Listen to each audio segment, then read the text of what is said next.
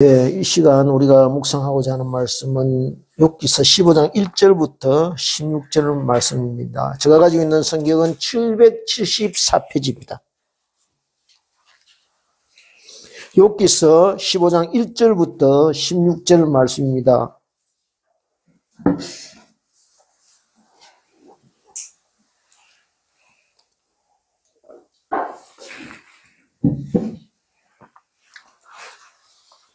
(774페이지입니다)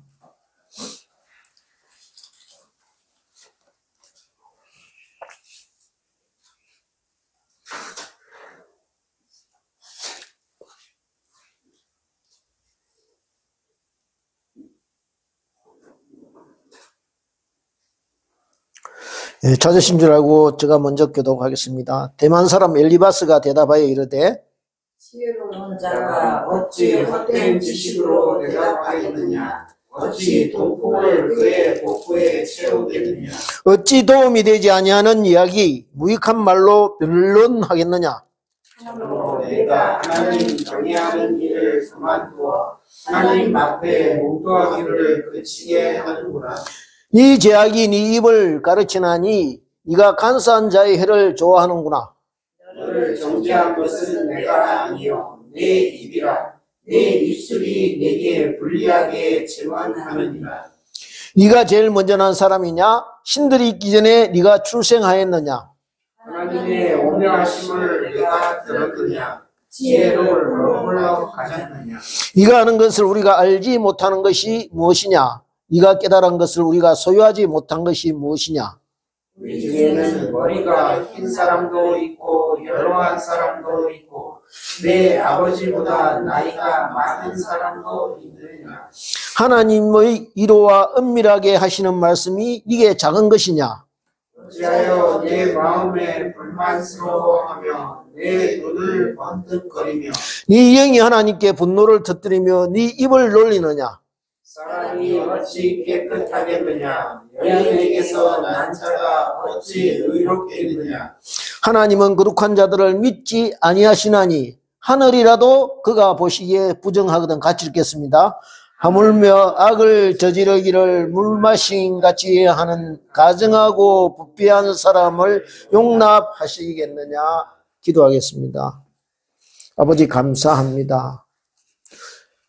우리를 부르셔서 천국의 비밀을 알게 하시고 우리를 자녀 삼으셔서 장차 하늘나라의 귀한 자리에 앉으실 것을 우리가 소망 중에 바라보며 이 땅에 하나님의 자녀로 그렇게 살아갈 수 있는 은혜와 사랑을 저희들에게 입혀주셔서 감사합니다.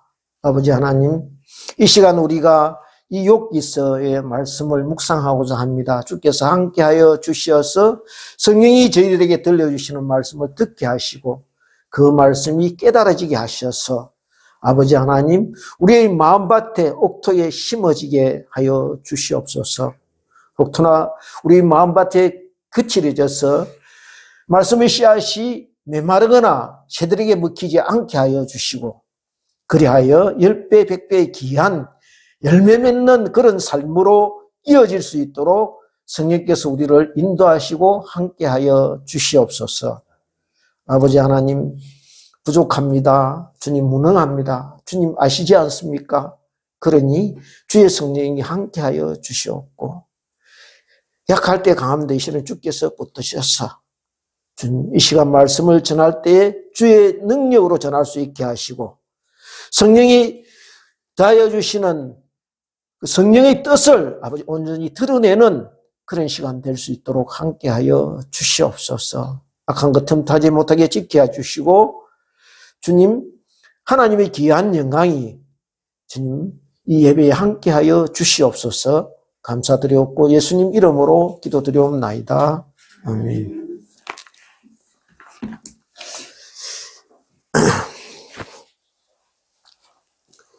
예, 제가 말씀을 시작하기 전에 한 가지 질문을 던지려고 합니다.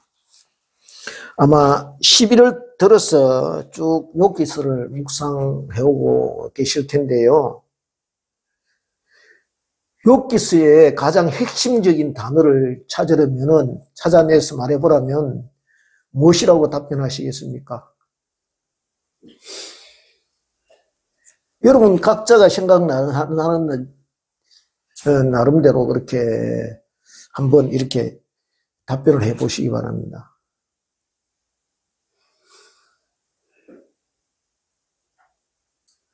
아마 기다려도 대답이 나오지 않을 것 같아서 제가 먼저 제가 생각한 핵심 단어를 말씀드리고자 합니다. 그것이 무엇이냐 하면은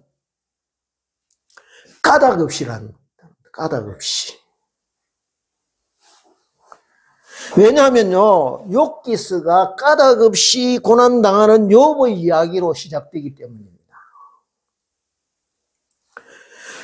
어느 날 하나님이 주재하는 천상회의에서 여호와께서 욥의 믿음을 이렇게 자랑합니다. 그러자 사탄이 대답하기를 뭐라고 이야기하느냐 하면은 욥이 어찌 까닭 없이 하나님을 경외하리까 이렇게 이의를 제기합니다. 그렇습니다. 믿음이란요, 곧 까닭 없이 하나님을 신뢰하며 따라가는 것이라 이렇게 할 수 있습니다. 그리고 지금 내가 볼 때는 까닭이 없어 보이지만은 그럼에도 어떻게 해요? 나에게 이르시는, 나에게 말씀하시는 것 중에 반드시 하나님의 까닭이 들어있을 것이라고 믿고 순종하며 따라가게 될 때 하나님이 그 까닭을 나중에 알게 하실 것이다 하는 그 믿음, 그것이 믿음의 핵심이라는 것입니다. 히브리서 기자는 이것을 보이지 않는 것을 믿는 것처럼 살았다고 이렇게 말씀하고 있습니다. 사실요, 욥기서 이 기루하고 긴 이렇게 논쟁은 까닭을 찾는 논쟁입니다. 고난에는 반드시 까닭이 있다는 욥의 친구들과 까닭이 없을 수도 있다는 욥의 논쟁이 이렇게 끝없이 이어지는 것을 볼 수가 있습니다.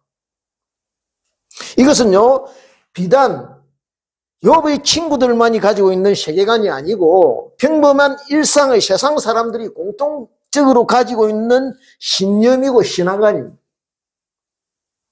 이 인과율의 법칙이 누구도 바꿀 수 없는 불변의 진리로 이렇게 작동되고 있다고 모두가 다 같이 믿고 있는 것입니다. 저와 여러분이 11월 들어 이 앞에서 말씀드린 대로 욥기서 말씀을 이렇게 묵상해오고 있는데요. 우리가 이 논쟁을 묵상을 시작하면서 도대체 언제까지 이 지루한 논쟁을 지켜보아야 하나, 이 밑도 끝도 없는 이 논쟁을 언제까지 들어야 하는 그런 심정을 아마 모두가 가지고 있을 것입니다. 그렇지 않습니까? 매일 계속되는 이 본문의 주제가 보면 다 대충 비슷비슷합니다. 그리고 이 말씀의 본문들이 대부분 시적인 이런 표현을 띠고 있기 때문에 묵상의 표현들을 이렇게 잡아내기가 쉽지 않습니다. 말씀을 전하려고 하는 저 입장에서도요, 이게 참 힘이 들었습니다. 여간 힘들지 않았습니다. 어떻게 하면 말씀의 맥이 끊어지지 않고 이렇게 전할 수 있을까? 그래서 더 기도하고 성령님의 도움을 구할 수밖에 없었는데요. 기도하는 가운데 왜 이렇게 이 긴 논쟁을 우리에게 소개하고 있을까 하는 그 이유를 생각나게 해주셨습니다. 그것이 무엇인가 하면은 그만큼 우리가 인과율의 법칙, 어떻습니까? 율법주의 신앙에 묶여 있다는 것입니다. 저와 여러분이 예수 그리스도의 복음 안에 들어가서 그 선물을 누리고 있음에도 불구하고 그저 틈만 나면 옛날의 율법주의 시대로 그렇게 다시 돌아가려는 그런 습성을 가지고 있다는 것입니다. 그래서 바울 서신을 우리가 쭉 훑어보면 서신서마다 강조하는 것이 뭐냐면 율법주의, 유대주의, 할례에 대해서 이렇게 강력하게 경고하고 있는 것을 볼 수가 있습니다. 무슨 말이냐면 그처럼 사탄이 예수 믿는 신자를 끈질기게 괴롭히고 있는데요. 그 요체가 뭐냐 하면은 율법주의라는 것입니다. 이것은 두 가지로 측면에서 작용. 첫째는 뭐냐 하면은 우리가 잠깐 말씀대로 잘 살린다고 이렇게 생각되면은 나는 다른 사람보다 그래도 훌륭해. 나는 예수님의 제자답게 살고 있어 라고 생각하게 해서 우리를 교만하게 만들거나 다른 지체들과 비교하게 만들어서 어떻게 해요? 그 지체를 정지하게 만들고 왜 당신은 안 되지? 라고 이렇게 정지하게 만들고 상처받게 해서 공동체를 깨뜨리게 된다는 것이죠. 반대로 우리가 실족하거나 이렇게 넘어지게 만들어서 어떻게 해요? 나는 어째도 안 되는 인간이다. 할 수 없는 인간이야. 나는 주님 은혜를 받을 수 없는 사람이야. 라고 이렇게 자조하거나 자기 비하에 빠지게 만든다는 것입니다. 그래서 아주 나락으로 이렇게 떨어뜨려 버린다는 것이죠. 이래저래 온전한 믿음에서 이렇게 떨어지게 만든다는 것입니다. 가만히 한번 보십시오. 우리가 무엇인가에 묶여있다, 매여있다는 것은 건강한 삶이라고 할 수가 없는 것입니다. 그렇지 않습니까? 손발이 묶여있는 사람이 어떻게 사람 구실을 제대로 할 수가 있겠습니까? 마찬가지로요, 이렇게 우리의 신앙이 율법주의에 묶여 있으면은 병든 신앙이 되어버린다는 것입니다. 그런데 이 시대에 사탄이 이렇게 장난질을 한다는 것이면 어떻게 장난질을 합니까? 너 하나님 정의로운 분인 줄 알고 있지? 하나님이 심판의 하나님이라는 걸 알고 있지? 그러니 바로 살아야 돼 하고 우리를 밀어붙인다는 것이죠. 그래서 우리를 겁박합니다. 그런데 우리가 말씀대로 100% 살 수 없다는 것입니다. 그러니 맨날 죄책감에 시달리게 되고 두려움, 불안, 근심, 걱정 속에 지내도록 만든다는 것이죠. 그런데 바울사도는 우리에게 뭐라고 말씀하셨습니까? 우리가 잘 아는 구절입니다. 뭐라고요? 항상 기뻐하라. 쉬지 말고 기도하라. 범사에 감사해라라고 말씀하셨습니다. 왜요? 주님이 그 율법 다 이렇게 완성해 놓았다. 그러니 너희들은 더 이상 죄책감에 시달리지 말고 이제부터 내가 완성해 놓은 율법의 자녀로 당당하게 살아라. 이렇게 말씀하고 있는 것입니다. 그래서요, 율법을 완성한 자처럼 어떻게 해요? 살게 해달라고 쉬지 말고 기도하라는 거예요. 쉬지 말고. 내가 하는 것이 아니고 어떻게 해요? 내게 능력 주시는 주님의 능력과 힘으로 그것을 감당하게 해달라고 기도하라는 것이죠.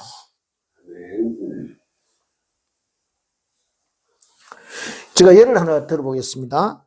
출생부터가 아주 비천하고요, 불행한 한 아이가 있었습니다. 그래서 어릴 때부터 어떻게 해요? 부모를 잘못 만나서 가정 고생, 그렇게 험한 그런 환경에서 자랐습니다. 때로는 범죄 집단에 끌려가서는 해서는 안 될 짓도 그렇게 하게 되었습니다. 그러다가 우연한 기회에 출생의 비밀을 알게 되었습니다. 내가 나를 키워준 부모가 친부모가 아니고, 우리가 뭐 집에 6 같은 데 보면은요, 한 70%, 80%가 이 출생의 비밀이 나옵니다. 그죠? 자기를 키워준 부모는 지금 친부모가 아니고 진짜 부모가 있는데 그분이 누구냐 하면은 이 나라의 왕이라는 것입니다. 그러면 그날부터 이 아이가 어떻게 되겠습니까? 행동가지가 틀려집니다. 그죠? 훨씬 점잖해지고 어젓해지고 철이 든 그런 사람으로 이렇게 행동하게 되는 것입니다. 무엇이 그 아이를 그렇게 만드느냐 하면은 나는 저 아이들과 다르다. 나는 적어도 왕손이다, 왕자다 하는 자부심 때문입니다. 마찬가지로 저와 여러분이 하나님의 자녀라는 사실이 믿어지게 되면요, 귀한 몸을 함부로 놀릴 수가 없다는 것이죠. 저와 여러분이 예수님이 입혀주신 옷, Made in Jesus라는 그런 하나밖에 없는 보혈의 맞춤 옷을 입게 되면은요, 함부로 앉을 자리 못 앉을 자리 이렇게 털썩털썩 주저앉지 않게, 않는 것을 이렇게 금하게 된다는 것이죠.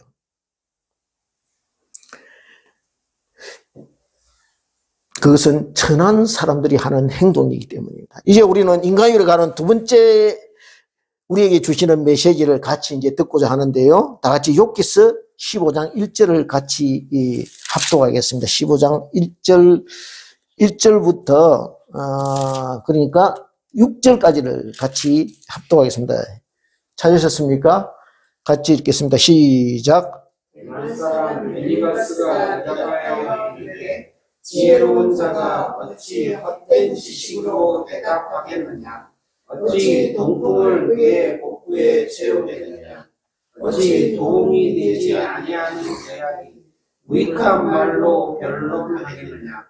참으로 내가 하나님 경외하는 일을 그만두어 하나님 앞에 묵도하기를 그치게 하는구나. 내 죄악이 내 입을 가르치나니 내가 간사한 자의 혀를 좋아하는구나. 너를 정죄한 것은 내가 아니요 내 입이라 내 입술이 내게 불리하게 정언하냐. 근데 지금 엘리바스의 이 말은요, 바로 앞에 있는 12장부터 14장에 걸쳐서 나타나 있는 욥의 답변 내용에 대한 그런 강력한 반박의 내용입니다.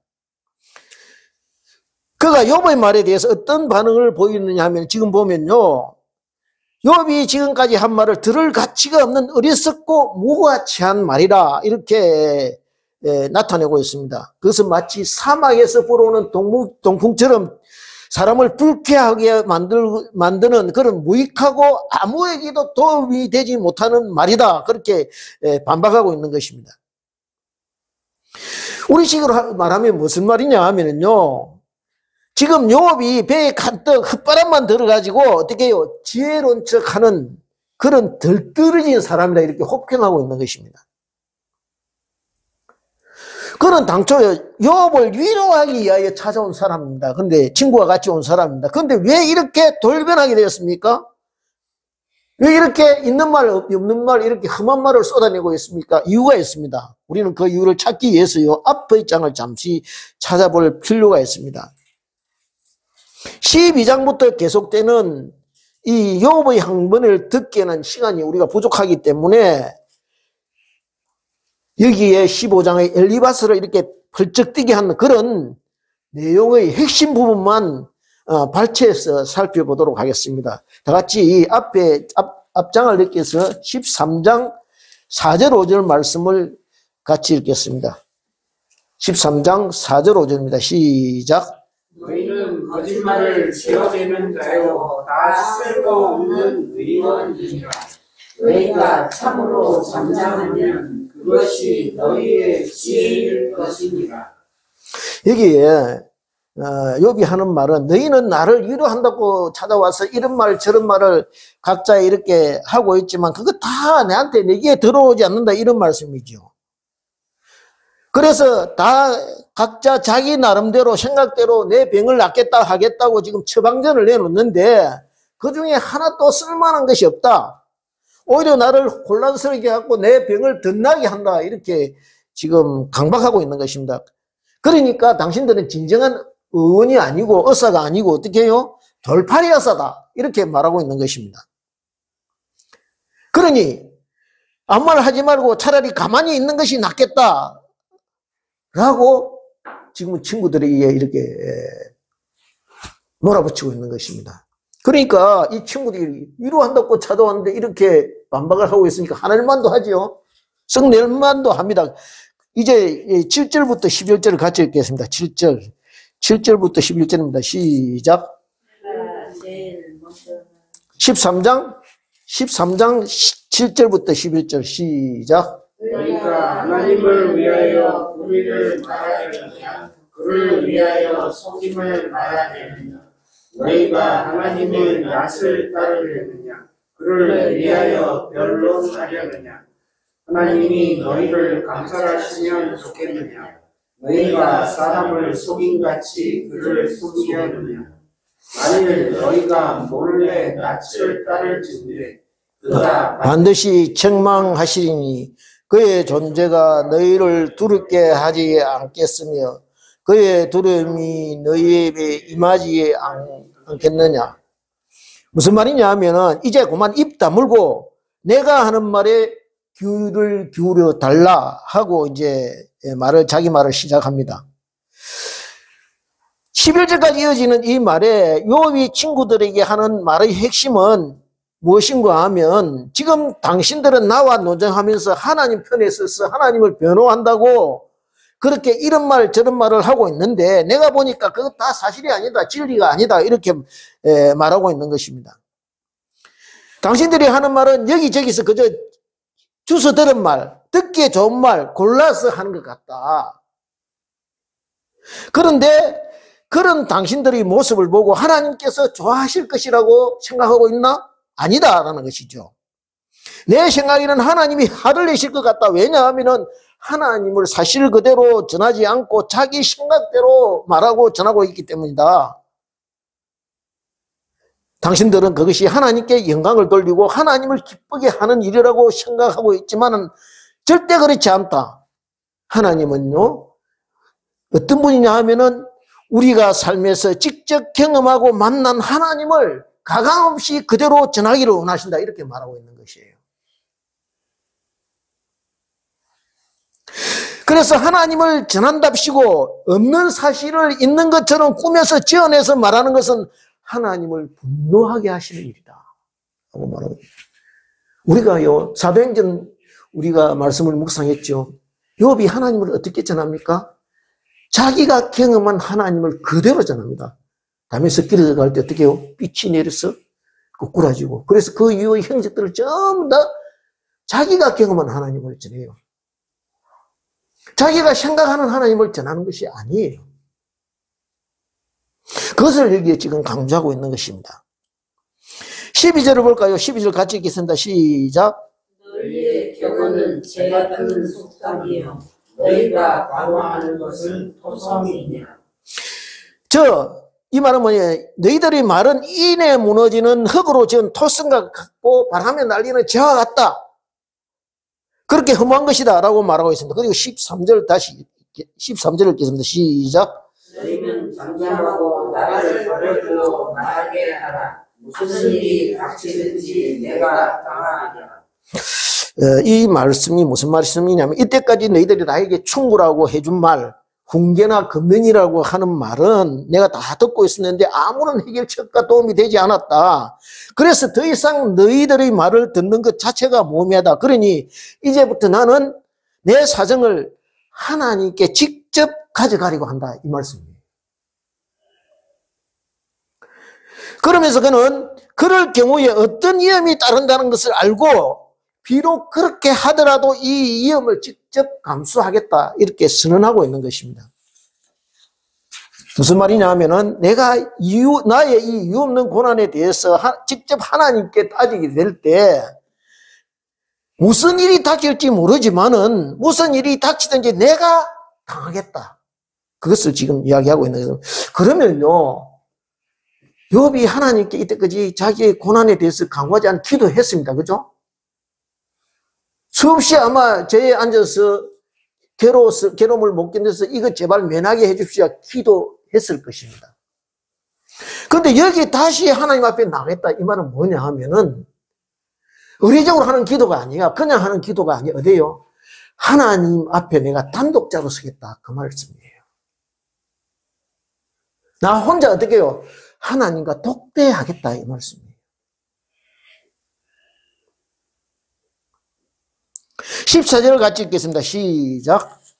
14절, 13장 14절 시작. 내가 어찌하여 내 산을 내 이로 울고 내 생명을 내 손에 두겠느냐. 이게 이해가 잘 되지 않죠. 무슨 말씀이, 이 말씀 무슨 뜻인지, 이 말씀은 뭐냐 하면은 내 살을 내 이로 물고 내 생명을 내 손에 두겠느냐. 이 말은요, 어떤 우리가 말을 하고 싶을 때 이 말은 해야 되는데 말을 참기 위해서 어떻게 합니까? 내 이로 혀를 뭅니다. 그죠? 근데 그렇게 하지 않겠다는 거예요. 이제 할 말은 하나님 앞에 할 말은 하겠다 이 말이에요. 그런데 어떻게 해요? 그것이 어떻게 해요? 그렇게 했을 때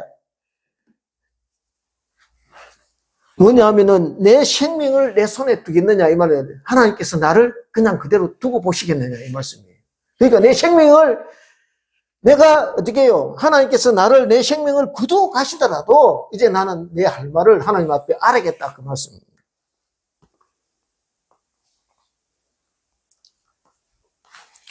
욥이 어떻게 말하고 있는가 하면 이렇게 말하는 겁니다. 하나님께서 혹시 나를 죽이실지 모릅니다.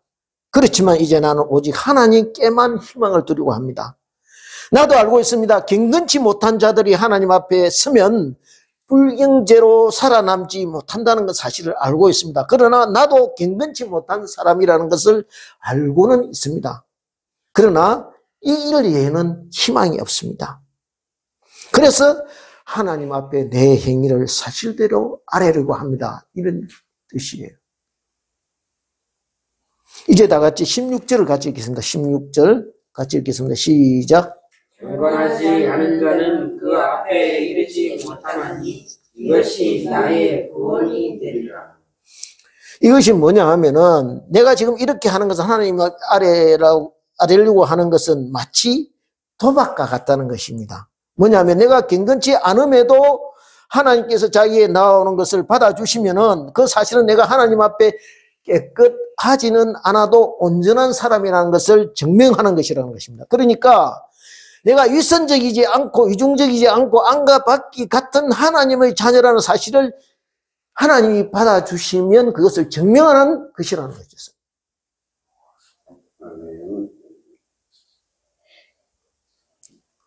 지금 나에게 닥친 환난이나 고난이 내가 죄를 지었고 회개하지 않은 때문이 아니라는 것을 입증해 주는 것이라는 것이죠. 그리고 이어서 13장 20절로 건너뛰기에서는 13장 20절 같이 읽겠습니다. 시작. 오직 내게 이 두 가지 일을 행하지 마옵소서. 그리하시면 내가 주의 얼굴을 피하여 숨지 아니하오리니.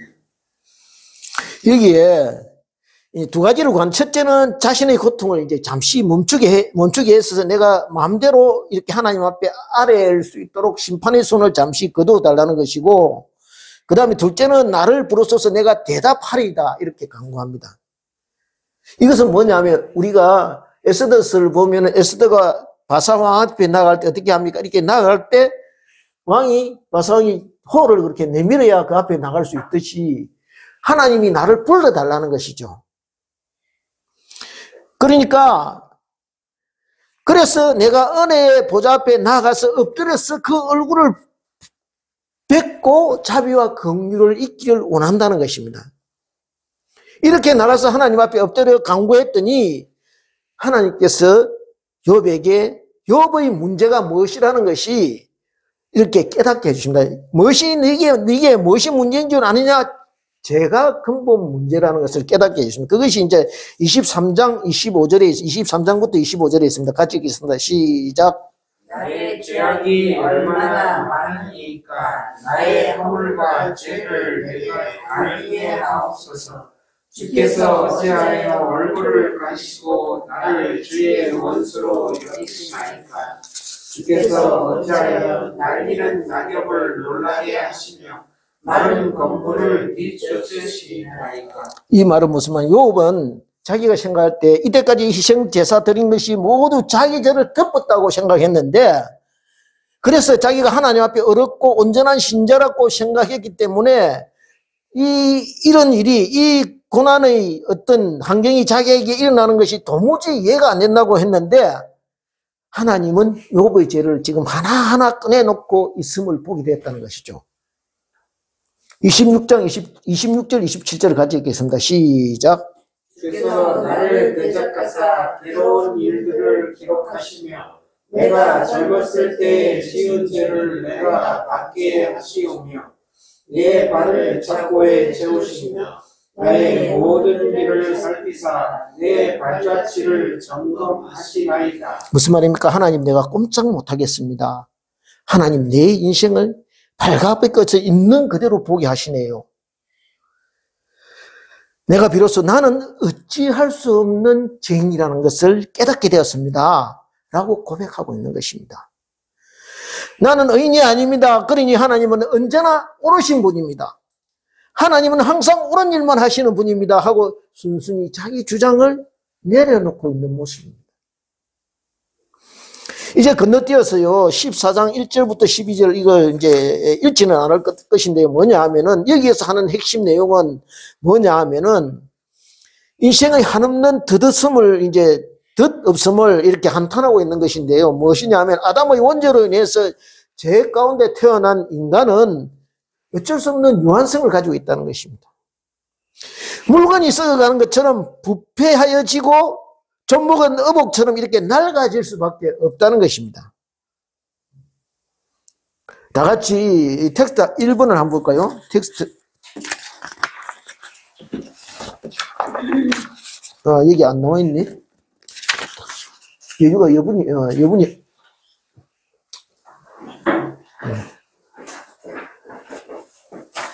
네, 텍스트 1번을 한번 볼까요?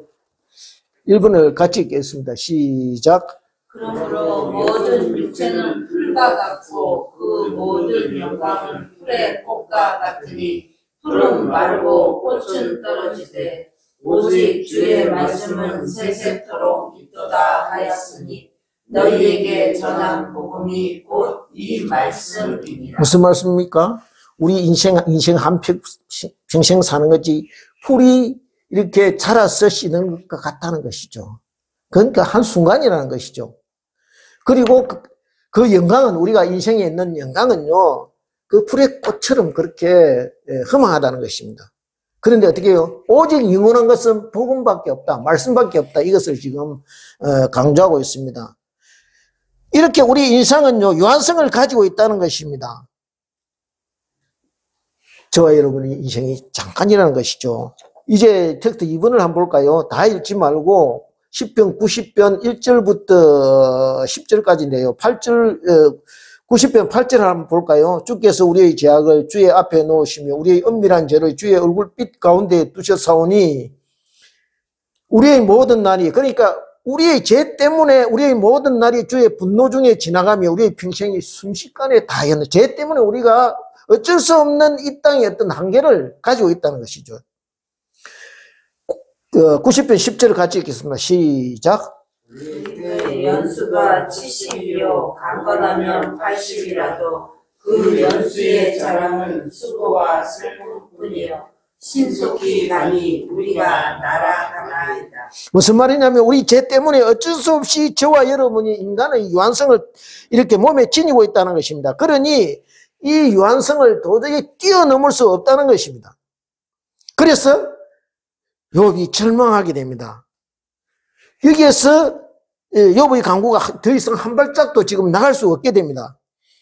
그래서 그가 뭐라고 기도하느냐 하면 14장 13절 4절을 한번 볼까요? 14장 13절 14절을 같이 읽겠습니다. 시작. 주는 나를 수월에 감추시며 주의 진노를 돌이키실 때까지 나를 숨기시고 나를 위하여 규례를 정하시고 나를 기억하옵소서. 장정이라도 죽으면 어찌 다시 살리리까. 나는 나의 모든 고난의 날 동안을 참으면서 풀려나기를 기다리겠나이다. 여기 뭐냐 하면은 여기 서울이라고 돼 있는데 서울은 죽음을 뜻합니다. 그죠? 그러니까 서울에 내려간다는 것은 내려가면 일단 서울에 내려간 사람은 살아 돌아올 수가 없는 것입니다. 그런데 그런 곳에 나를 지금 감추어 달라고 이렇게 하소연하고 해서 무엇이 연상됩니까? 요나가 큰 물고기 뱃속에 있는 것이 연상되지 않습니까? 그죠? 하나님의 명령을 거역하고 딴 길로 간 요나를 물고기 뱃속에 집어넣어서 기어커라도 말씀에 순종하게 하시는 어떻게 해요? 하나님이심을 우리가 알고 있습니다. 제사장들과 바리새인들이 예수님께서 성전정화를 이렇게 단행하셨을 때 와서 예수님께 묻습니다. 네가 무슨 권세로 이런 일을 하느냐라고 우리에게 표적을 보이라 했을 때 예수님께서 뭐라고 하십니까? 너희에게 보여줄 표적은 요나의 표적밖에 없다라고 말씀하십니다. 무슨 뜻이냐면 십자가와 부활을 의미한다는 것입니다. 지금 욥이요 자기를 소홀에 감추어 달라고 이렇게 강구하고 있는 것입니다.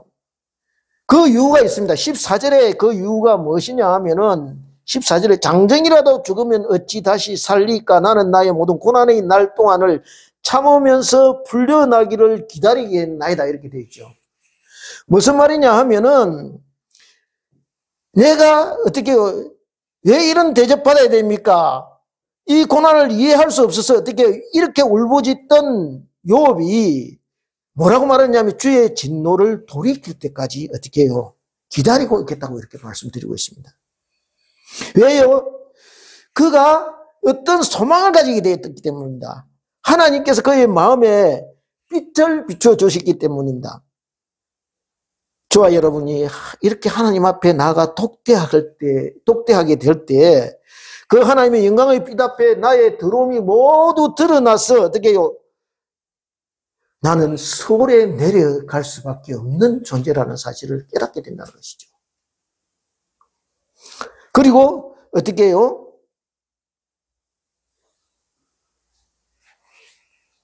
하나님이 비춰주신 소망의 빛을 이렇게 느끼게 된다는 것입니다. 그 빛을 고백하게 된다는 것입니다. 그래서 고통 중에서도 고난 중에서도 빛을 바라보며 기다리게 해주신 하나님을 바라보게 된다는 것이죠. 오늘이 핵심 구절인데요. 14장 15절을 같이 읽겠습니다. 15절, 16절을 같이 읽겠습니다. 시작. 주께서는 나를 부르시겠고 나는 대답하겠나이다. 주께서는 제 손으로 지으신 것을 기다리시겠나이다.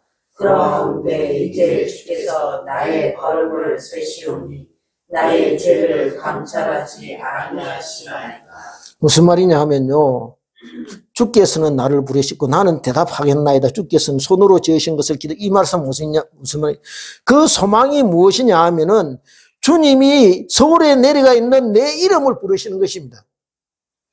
이것은 마치 나사로가 무덤에 갇혀서 사망 가운데 자고 있을 때 나사로야 나오너라 하고 부르는 그 장면을 우리가 연상해 볼 수 있습니다.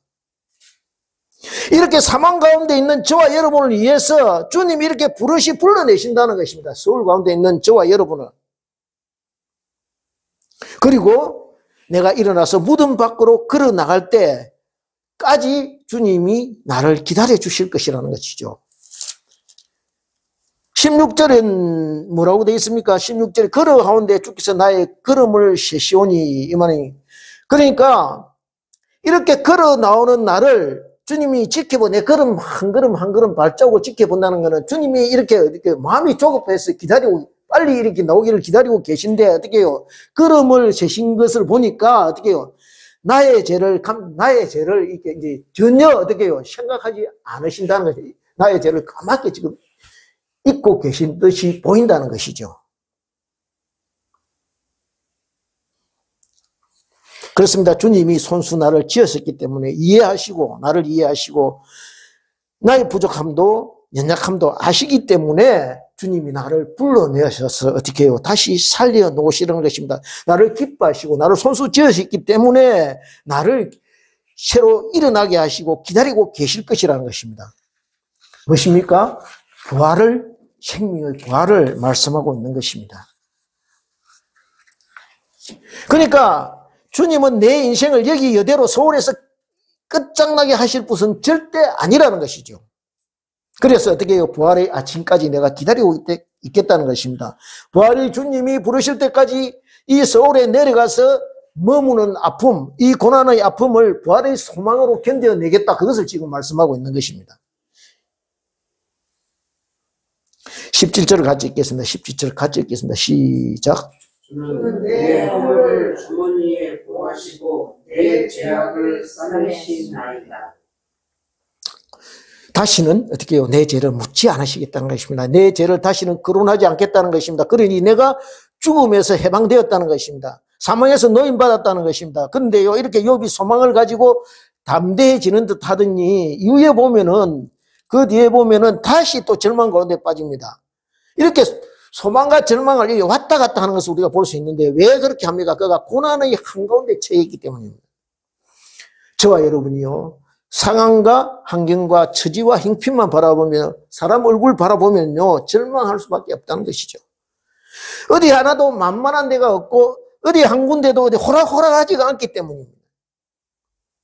그래서 오직 부활의 소망을 주시는 주님 바라볼 때 일어설 수 있다는 것이죠.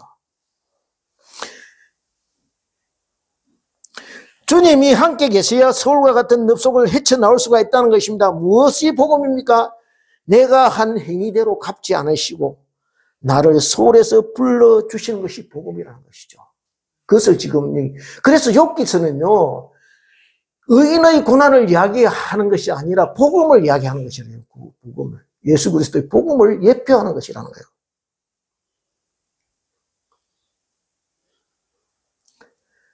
우리는 스스로 죽음의 늪에서 헤쳐나올 수가 없습니다. 어떻게 나올 수 있느냐 하면 사망을 이기신 예수 그리스도,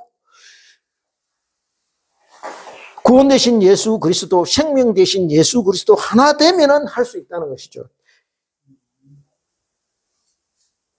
제가 다시 옛날에 김중건 목사님 그랬죠. 뭐 이야기하면 예수 그리스도 따라하라고 하셨다고 하지 않습니까? 저도 한번 해보겠습니다. 제가 이렇게 이렇게 드리면은 여러분은 예수 그리스도라고 그렇게 답변하시면 됩니다. 한번 해볼까요? 사망을 이기신 예수 그리스도. 그렇죠. 구원 되신 예수 그리스도. 생명 되신 예수 그리스도. 부활 되신 예수 그리스도. 그렇게 하는 예수 그리스도가 이런 분이라는 것이죠. 그 예수 그리스도와 함께 하면 어떻게 해요? 그랬더니 우리가 서울에서 빠져나올 수 있다는 것이죠. 그런데 지금 욥의 세 친구가 이 항변을 지켜보고 하나님께 드리는 욥의 기도를 곁에서 지켜본 사람입니다. 그런데 그들은 욥의 말과 기도를 이해하지 못했습니다. 그러니까 하나님이 까닭없이 사람에게 인자와 긍휼을 베푸시고 죄를 용서하시는 것을 이해하지 못했다는 것이죠. 인간의 율법칙에 묶여서 헤어나올 줄 못했습니다. 그러니 은혜가 무엇이고 복음이 무엇인지 모른다는 것입니다. 앞에서 제가 욥기를 대변하는 핵심 단어가 까닭이라고 말씀드렸죠. 까닭 없으면 두 가지를 더 보탠다면요, 두 단어를 더 보탠, 첫째는 무엇이냐, 가죽이라고, 가죽이고 둘째는 울타리라고 이렇게 말씀드릴 수가 있습니다. 사탄이 뭐라고 가죽이 가죽을 대신한다고 말씀드렸죠. 말했죠. 그 뜻이 생명으로 생명을 대신한다는 뜻이라고 그래 또한 이야기했습니다. 성박 제위에 앉아서요, 피부병으로 온몸을 벅벅 긁고 있다. 무엇이 연상되십니까? 죄는요, 생명 없음을 이야기합니다. 그죠? 그리고 심판을 이야기합니다. 그 제위에 앉아서 썩어가는 가죽을 이렇게 힘들어하며 고통 중에 긁고 있다. 무엇을 이야기하냐 하면 가죽이 썩어가는 것은 죽어서 어떻게 해요? 썩어가는 것을, 사망을 이야기하고 있습니다. 죽음이 지금 한참 진행되고 있다는 것을 의미하고 있는 것입니다. 즉 서울의 중심에 지금 들어가 있다는 것입니다. 그죠? 욥이. 그런데 하나님은 어떻게 해요? 썩은 가죽을 하나님의 새 가죽으로 바꾸어 주시는 것입니다. 우리가 창세기에서 3장에서 보셨지 않습니까? 양을 잡아서 가죽 옷을 입히죠.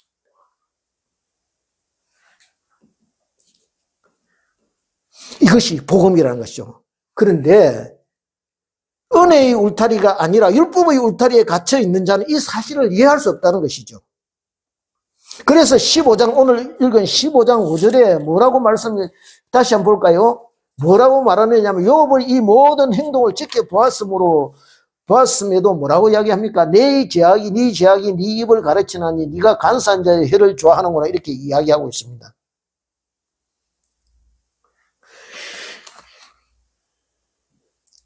다 같이 마태복음 26장 62절부터 텍스트 아마 있을 것입니다. 26장 62절부터 66절을 한번 볼까요? 예수님께서 대제사장에게 신문 받는 장면, 예수께 대제사장이 일어나서 예수께 묻되 아무 대답도 없느냐, 이 사람들 너를 치는 정도가 어떠하냐 하니 예수께서 침묵하시거늘 대제사장이 이르되 내가 너로 살아계신 하나님께 맹세하게 하노니 네가 하나님의 아들 그리스도인지 우리에게 말하라. 예수께서 이르시되 네가 말하였느니라. 그러나 내가 너희에게 이르노니 이후에 인자가 권능의 우편에 앉아 있는 것과 하늘 구름을 타고 오는 것을 네가 보리라 하니 이에 대제사장이 자기 옷을 찢으며 이르되 그가 신성모독하는 말을 하였으니 어찌 더 정인을 요구하려. 보라, 너희가 지금 이 신성모독하는 말을 들었도라. 너희 생각은 어떠하냐? 대답하되 이르되 그는 사형이. 그러니까 여기에 똑같은 말입니다. 네 말이 네가 어떻게 해요? 네가 죄인인 것을 증명하고 있다, 이렇게 이야기하고 있네. 즉 욥기서에 에서 욥을 통하여 우리에게 말하고자 하는 것은 뭐냐 하면은 이 욥의 고난을 통해서 예수 그리스도의 고난과 예수 믿는 자들의 이유 없는 고난을 지금 설명하고자 하는 것이고, 그리고 복음을 이야기하고 있다는 것이죠. 욥기서의 주제를 우리가 똑바로 알아야 된다는 것입니다.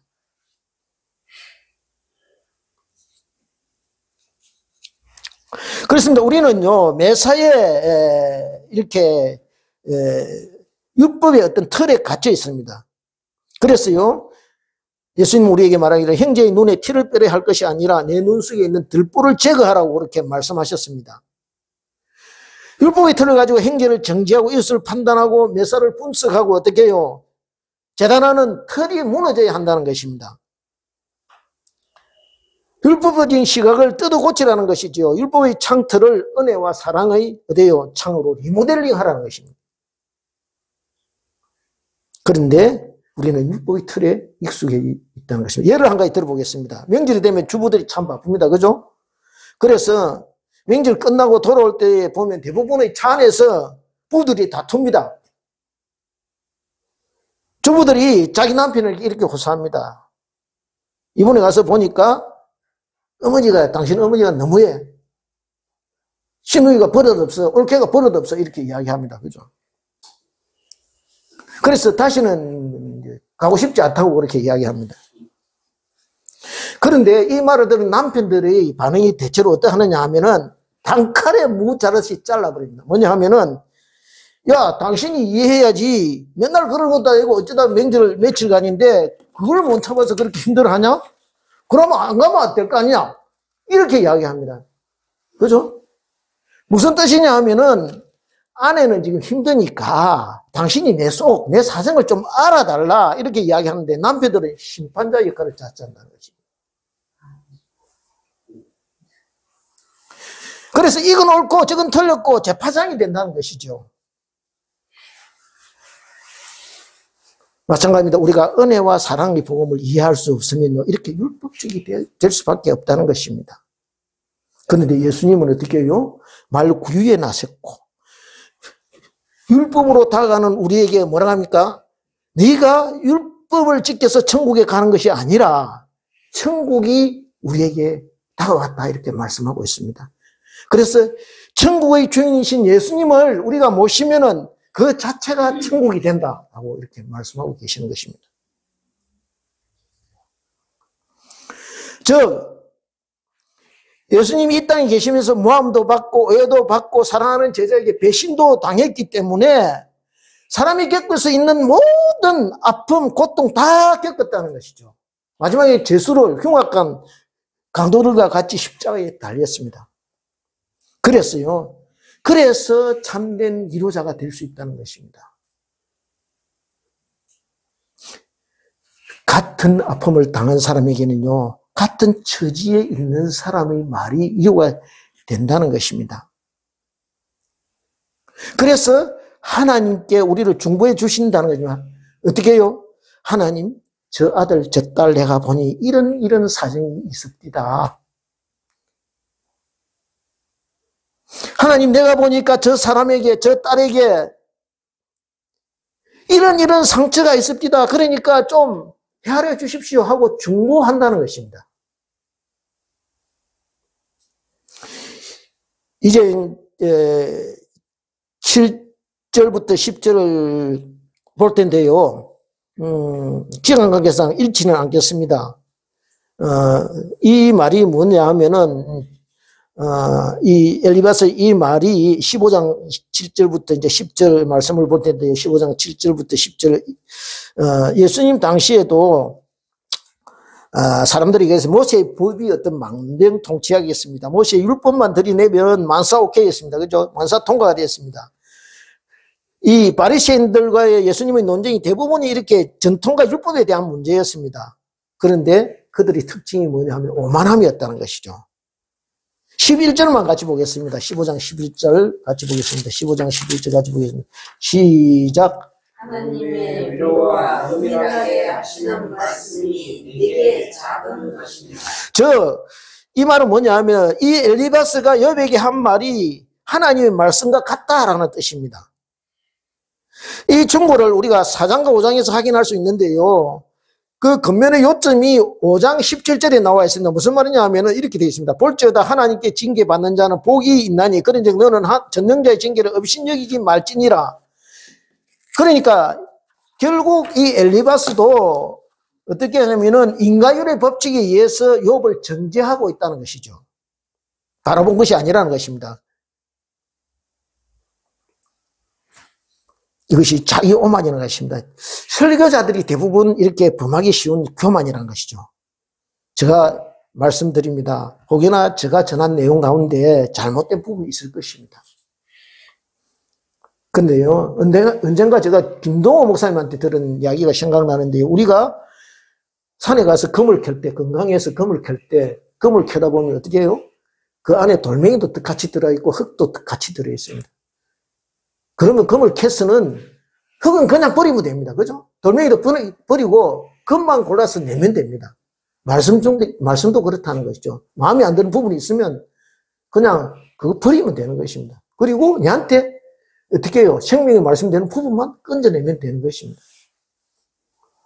그래서 저에게 혹시 이런 부분이 있으면 저를 위하여 기도해 주시고 쓸데없는 부분은 담아 두시지 말고 바로 버리시기를 이렇게 당부를 드립니다. 이제 여러분에게 실질적으로 적용할 한 가지 팁을 드리려고 하는데요. 무슨 말이냐 하면은 듣는 자세가 중요하다는 것입니다. 말씀을 듣는 자세가 중요하다는 것입니다. 누군가 말을 전할 때 대부분의 경우는 우리가 그대로 듣지 않고 내 안에 있는 누구와 서로 의논을 한다는 것입니다. 그래서 잠깐 짧은 순간에 의견을 나누고 그 의견에 따라 반응한다는 것이죠. 내 안에 육신의 영이 있으면 육신과 이렇게 육적인 반응을 보일 거고 세상적인 반응을 보일 것이고 어떻게 해요? 성령이 내 안에, 하나님이 내 안에 거하시면은 어떻게 해요? 성령이 이러시는 대로 살아갈 것이라는 것이죠. 따라갈 것이라는 것이죠. 우리는 살아가면서 참 많은 말을 듣습니다. 그죠? 그 중에는 혼자서 삼기 힘든 말도 있고, 모욕적인 말도 있고, 어떻게 상처를 건드리는 말도 있다는 것이죠. 바라옵기는 저와 여러분이 안에 주의 성령이 함께 계셔서 말을 듣고 분노하지 않게 하시고, 말을 듣고 섭섭하지 않게 하셔서 어떻게 해요? 듣는 말을 분별하여 버릴 건 버리고, 마음에 심을 수 있는 건 심게 되기를 바랍니다. 그리고 그 말을 듣고 우리에게서 나가는 말이 아름다운 말, 다른 사람을 감화시키는 말, 지체를 살리고 격려하는 능력의 말이 되기를 소원합니다. 전에도 제가 말씀드렸습니다. 가만히 보십시오. 우리가 어느 나라에 따라 사느냐에 따라서 말이 달라집니다. 한국 사람은 한국말을 씁니다. 미국 사람은 미국말을 씁니다. 저와 여러분이 하늘나라를 산다면 하늘나라의 언어를 쓰는 사람들이라는 것이죠. 우리가 살아야 하는 말로 인해서 우리가 하늘나라 사람이라는 것이 알려지기를 소원합니다. 그러므로 말을 통해서 저와 여러분이 은혜와 사랑을 전하는 자, 복음의 정의라는 것을 증명하는 복된 하나님의 일꾼들이 다 되시기를 주님의 이름으로 축원드립니다.